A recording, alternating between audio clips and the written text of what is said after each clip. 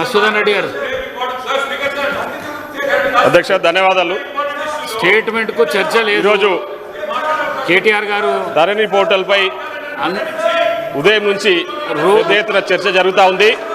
ముఖ్యంగా అధ్యక్ష మనం ఏదైనా చట్టాలు చేస్తే ఆ చట్టాల ద్వారా సమస్యలు పరిష్కారం కావాలి కానీ సమస్యలు పెంచే విధంగా ఉండొద్దు అధ్యక్ష.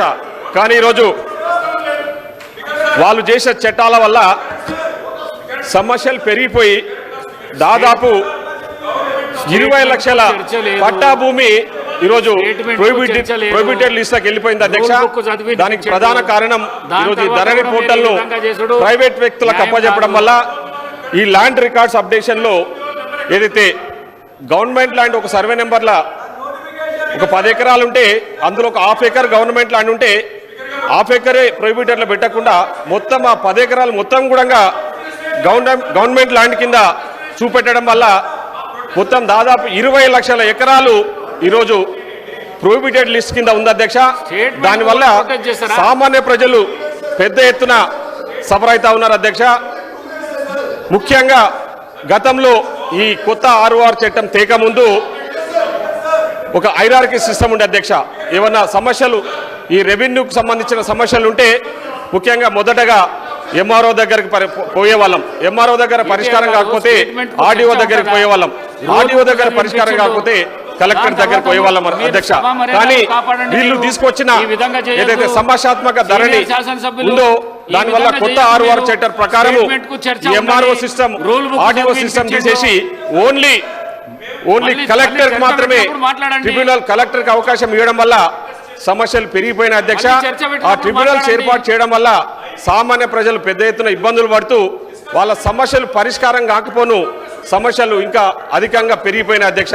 ఈరోజు ముఖ్యంగా అధ్యక్ష ఈ ధరణి అడ్డం పెట్టుకొని గత 10 సంవత్సరాలుగా అధికారంలో ఉన్న కొందరు పెద్దలు ప్రభుత్వ భూములను అదేవిధంగా భూదాన భూములను పెద్ద ఎత్తున అన్యాక్రాంతం చేసింది అధ్యక్ష.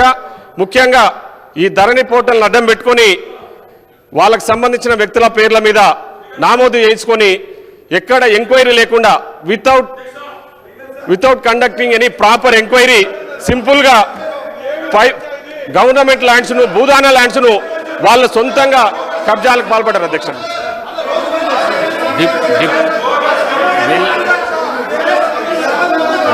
వెళ్ళకు మళ్ళీ వచ్చే ప్రాక్టీస్ మంచిది కాదు.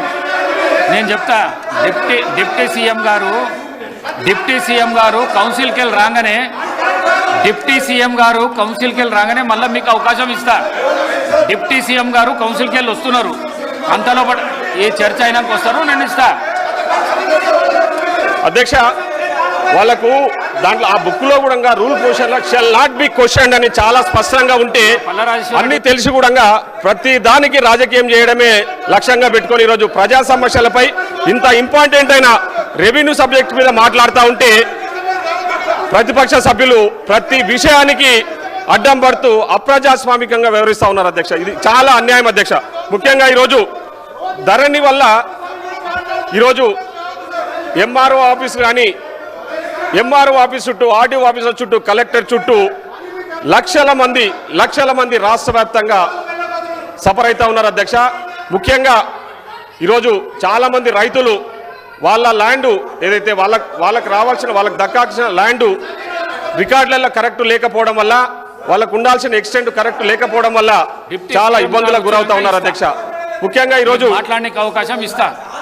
డిప్యూటీ సీఎం గారు పోయినరు, బీఆర్ఎస్ పార్టీ సభ్యులు మాట్లాడుతూ ధరణి ఒక పథకం కాదు అదొక విప్లవం అని చెప్పేసి ఏడో ప్రచారం చేస్తా ఉన్నారు. వాస్తవంగా చెప్పాలంటే అధ్యక్ష ధరణి అనేది అదొక విప్లవం కాదు అధ్యక్ష, అదొక భూతం. ఈరోజు సామాన్య ప్రజల పట్ల అద భూతం లాగా తయారైపోయింది అధ్యక్ష. కాబట్టి ఈ ధరణిని ఖచ్చితంగా మేము ఆ రోజు ముఖ్యంగా మా గౌరవ ముఖ్యమంత్రి గారు కానీ అదేవిధంగా గౌరవ డిప్యూటీ సీఎం గారు కానీ వాళ్ళు ఎప్పుడైతే పాదయాత్ర చేస్తున్నప్పుడు కూడా చాలా మటుకు పెద్ద ఎత్తున ప్రజలు వారి సమస్యలను పాదయాత్రలో వారి దృష్టికి తీసుకురావడం జరిగింది. మేము ఆ రోజు మాట ఇచ్చినాం, ఖచ్చితంగా రాబోయే రోజుల్లో కాంగ్రెస్ పార్టీ అధికారంలోకి వస్తుంది.